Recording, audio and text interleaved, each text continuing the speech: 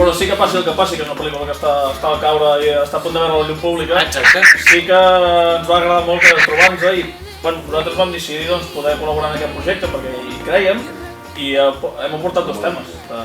Dos temes que ara per ara són inèdits, sortiran a la llum a la mateixa altura que la pel·lícula, serà el nostre quart àlbum i passi el que passi estarem allà. Sí. En concret són uns dos temes que es diuen I Can Choose i Hold My Hand, no? Sí. No ho sé, ara decidirem. Com es digués?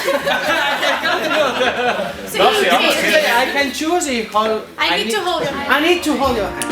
You hurt me so much, baby. I was upset behind you.